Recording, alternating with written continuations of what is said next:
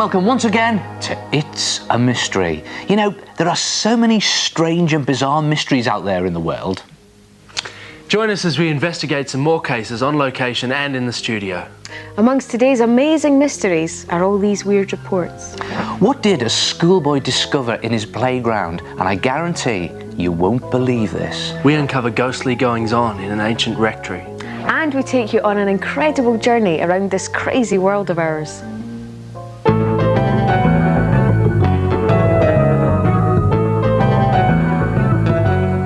Haunted houses are often the subject of television investigations. Well, it's a mystery what caused the spooky goings-on during filming in the gardens of an old and haunted rectory in Essex. Borley Church and the nearby rectory were once notorious for being the most haunted places in the country. The rectory had burnt down years ago, but there were still reports of spooky goings-on from time to time. With this in mind, a television crew decided to come down and film in what used to be the gardens of the rectory. They concentrated on a spot known as Nun's Walk after a ghostly nun that is said to wander there. It was late afternoon and the crew had finished filming. They were about to move on when something happened that stopped them cold in their tracks. As soon as the technician extinguished the lights, the crew noticed what looked like a tall, hooded figure. What the? The shimmering shape hovered gracefully at one end of the Nun's Walk. Amazed by this strange vision, the crew turned on the lights again to get a better view of the figure. Put the light on again. However, as soon as the lights came on, the vision disappeared. Perplexed, the director ordered the crew to extinguish them once more. They did so, and the shape immediately reappeared in the same spot. Ooh, weird. Looks like the spooky house was living up to its reputation. But hang on, is there another explanation? Now, the nun figure shimmered and disappeared whenever the lights were switched on. So was it some sort of television trickery? Or was there a more sinister answer? What do you think? With the lights off again, the vision hovered, motionless, at the far end of Nun's Walk. It didn't react to the presence of a large television crew. So, the intrepid director plucked up the courage and approached the vision. Be careful, Gav. As he got closer, he noticed two significant things: the sound of a drain running underground and a faint buzzing noise. You see that? In the true spirit of television investigation, the director was determined to get a closer look. The drain and the buzzing noise both got louder as he approached. Then, all of a sudden, the director burst out laughing.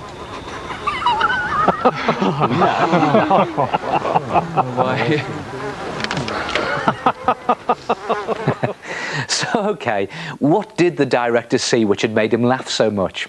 Well, believe it or not, the shimmering, eerie nun that they all thought they saw was down to these things. Midges. Little gnats that are like tiny flies. Now, as you can see here, dense clouds of them can gather together in a shimmering mass and hover over water. Now, it sounds daft, but on that day, there had been a dense cloud of midges hovering over the drainage outlet that lay at the end of Nun's Walk. Now, they had created the illusion of some sort of figure. But why were the midges and gnats only visible when the lights were turned off? Well, the cloud of gnats showed up because of the bright sunlight behind them. Now, gnats are so tiny and see-through that when the bright television lights were turned on, they became invisible.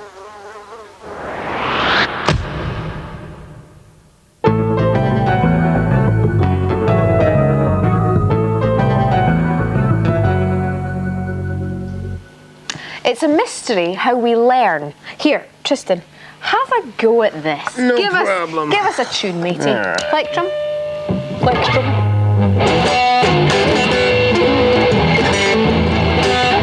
Oh, hey!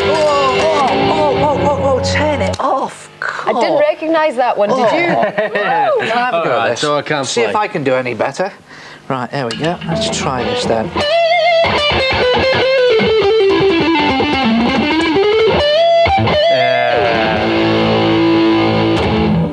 There you go. I learnt that ages ago. I was going to say, okay, so you're better than Tristan at playing the guitar, Yeah. but have a go at this. Neil. Are you sure? Juggling balls, go on. Okay, here we go, Have a go. And go. Nah, no good. Wonderful. Right. Yeah. Tristan, go on. I learnt this a Show us what you're made of. There we go. It's a little tune my mama used to play me. Yeah, you should be in the circus, look at that. You see, we all learn to do different things, and once we've learned them, we don't usually forget them. But the mystery is, how do we learn? Well, human beings are designed to start learning from a very young age. In fact, there is evidence to suggest that unborn babies learn to recognise their own mother's voice from inside the womb.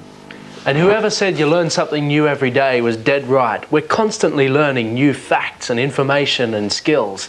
But it's not something you do just while you're at school or college. Learning is something that goes on all the time. But what actually happens inside your head as you learn? Well, your brain has over 10 billion nerve cells, and it's the connections between these nerve cells that are important. So, here's a head and here's the brain. Now, if you think of the cells in the brain as dots, when you do learn something new, the pathways between these dots or cells join up, a bit like a dot to dot. Now, every time you learn something new, you strengthen different pathways. In fact, by the time you're older, your brain cells will have made millions and millions of different connections to each other because of all the things that you've learned. Right, Tristan, can I please use you for a demonstration? Absolutely. Come here. Now, here we've got 2 plates of sweeties, okay? Yeah? One's nice and one's nasty. Okay. A bit like you and me, really. I'd like you to choose one. All right. All right? Okay. Okay. I'm going to take the orange one. Have an orange sweetie. That was disgusting. Thanks a lot for that. That's all right. Sorry I about am that, mate. never but, gonna take, that had hot chili powder in it. I'm not eating another one of your orange sweets ever again. But exactly, you see, the point is, the mystery orange sweet was so disgusting that you'd never eat it again, right? In other words, you've learnt something new to recognise and avoid orange sweeties next time you see them. So that's learning something fairly simple. But what happens when it comes to learning more difficult things, like juggling or playing the guitar? How come you don't really forget them once you've learnt them? Well, the reason you never forget skills like this is that you don't just do them once. You practice and practice, repeating the actions many times until it comes natural. It's quite simple. The more time you spend learning, the better your results. And believe it or not, there are a few things you can do which might increase your ability to learn. You can help keep your brain in tip-top condition by eating things that are good for you, like fruit and vegetable, which are stuffed full of vitamins. Well, how about fish, for example, which lots of people call good brain food because it's stuffed with proteins and nutrients. And, believe it or not, regular learning increases the brain power. So actually doing your homework is good for you. In other words, use it or lose it.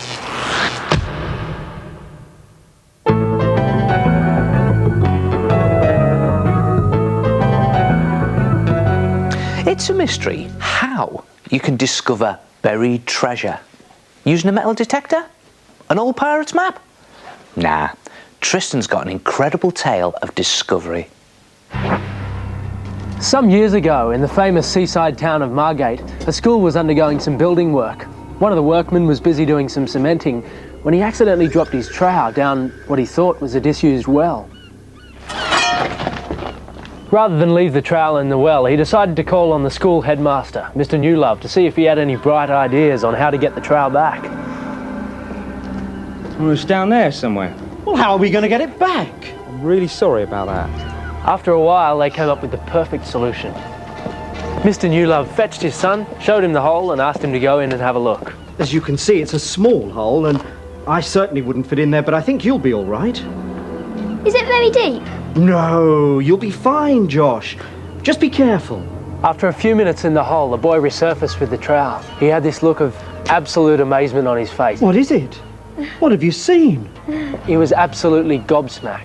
So, Mr. Newlove peered inside too. I've never seen anything like it. Realising that he could make a lot of money out of what he could see, he immediately swore his son to secrecy. Josh, You mustn't tell anyone about this. This will be our secret. He then set about buying the land above and around it until eventually he owned it all. So what was down that hole? Why on earth was it worth buying all the land around it as well? Could it have been some sort of disused ancient well full of golden sovereigns? Or was it the place where local pirates would stash their buried treasure? What do you think? Well, the mystery is solved. What they'd been looking down all those years ago was this hole. And what they discovered was this special place, a room covered in shells, thousands and thousands of them. But what is it? Well, it's said to be around 2,000 years old, and there's no other place in Britain quite like it. It's now known to thousands of interested visitors as Shell Grotto, nestled in the depths of Grotto Hill in Margate. And on all the walls are a myriad of intricate patterns, painstakingly crafted from millions of shells. They cover every square centimetre of wall and ceiling. So the man and his son did hit upon some real buried treasure. What an amazing find. But what was it for? Well, although you could mistake this for an Aladdin's cave, I'm standing in what archaeologists think is some kind of ancient stone temple, possibly dating back to pre-Roman times. Now, if you take a good look around, there are quite a few clues. At the base of this large dome here, there are 3 alcoves, where it's thought the people who looked after it may have stood. When you look at the entrance to the whole grotto, there's this magnificent rotunda, a kind of roundabout with 2 paths that curve right and left. Now, this idea was found in many ancient temples, and in here the walls are covered in symbols and signs that appear to relate to life on Earth. Next, you enter a serpentine passage, which leads you into the largest part of the grotto. Now, this is probably the main reason behind the subterranean labyrinth. It's called the altar room, and they think it's the focal point of the entire grotto. Now, this archway here shows the moon below the sun, and on either side a 4-pointed star. Now, unfortunately, over the years, the shells have lost their original vivid colours, but when the grotto was first created, they would have looked something like this. Wow, what a brilliant place. It was incredible being inside there. Yeah, but I think it's a bit dodgy. I mean, going down a hole, I wouldn't do something like that. It's a bit dangerous, Yeah, isn't now it? look, do us a favour, don't go climbing into any holes in the ground. It can actually be very dangerous. Yeah, but just think, if the workman hadn't dropped his trowel down the hole, Shell Grotto may never have been discovered.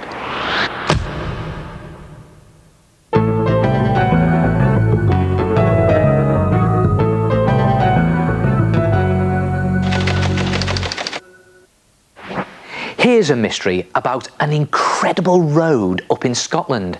It's a phenomena that is unique in the UK. Hi, I'm Dawn. Hi, I'm Karen. And I'm Lindsay. We live in Ayrshire, and there's a road in our area which has a mysterious secret. To the casual observer, the A719 looks like any other road. The road appears to be sloping downwards, so when cars and bikes come down the road, car drivers tend to ease off their acceleration and cyclists will slow their pedalling, just as they would do normally. Both suddenly find their speed slowing rapidly, so they have to increase their speed to prevent coming to a complete standstill. What a weird road. It appears to go downwards, but when cars and bikes are going down it, instead of getting quicker, they actually get slower.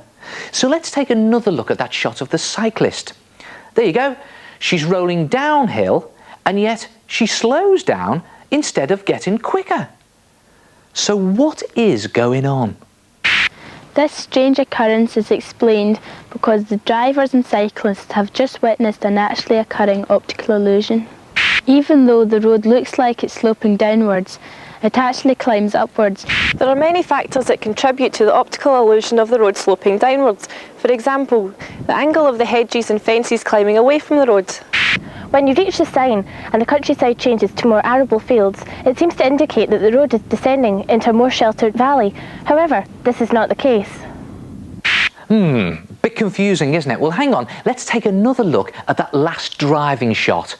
See that? It really does look as though you're going downhill, but incredibly you're not. The car is actually going uphill.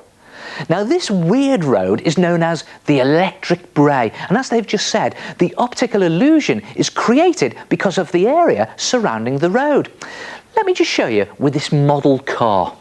Now, if I place the car on this road and let go of it, it should speed up as it goes downhill. But instead, it slows to a stop. And this is because the slope is really going upwards. It's just that we created the illusion so that it looked as if the slope was going downhill. And this is exactly what the countryside does up in Scotland. It creates an optical illusion around the A719 so people think they're going downhill when in actual fact they're going uphill. Though we've been down this road many times before, us locals still manage to get caught up in the illusion. I've never heard of any other roads quite like the Electric Brae, and as far as I know, it's unique.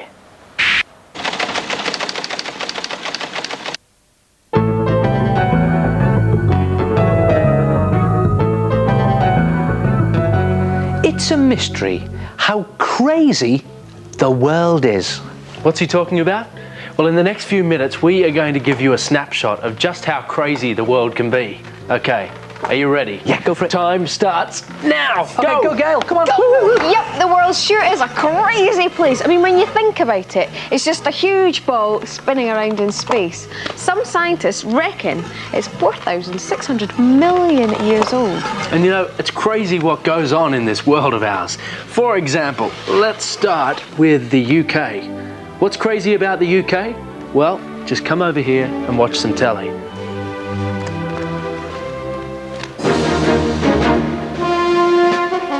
And here are the headlines today. Did you know that collectively Britons watch 26,000 years of TV a night? And the average Briton watches 11 solid years of TV before they die. See? Crazy, aren't we? Okay, next stop is America. There it is, land of plenty. And what's America famous for?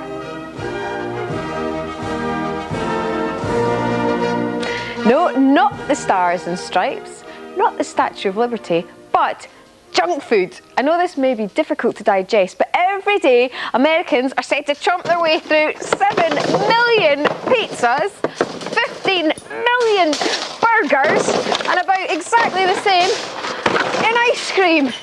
And 5 of those Americans, ouch, managed to damage themselves on supermarket trolleys. Silly stuff. Right, come on, keep it going. Where to next? How about... There we go.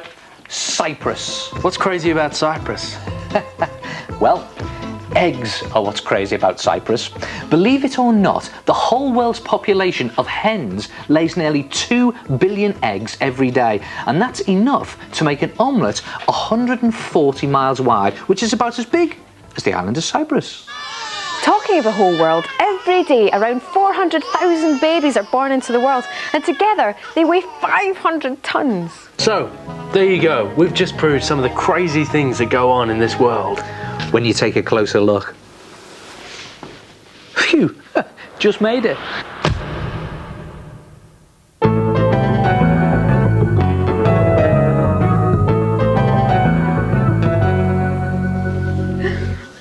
Well, that's it. Some more of life's mysteries solved and many more remain. Guys, I've got one last mystery for you.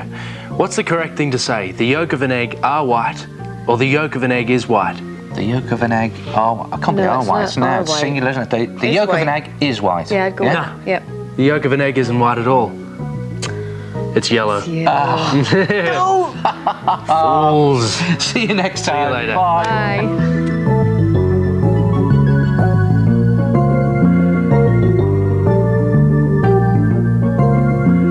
Last week's final mystery was, thousands of years ago, before mountaineers discovered Mount Everest, what was the highest mountain on Earth? And the answer is that thousands of years ago, Mount Everest was still the highest mountain on Earth, even though it hadn't been discovered by mountaineers.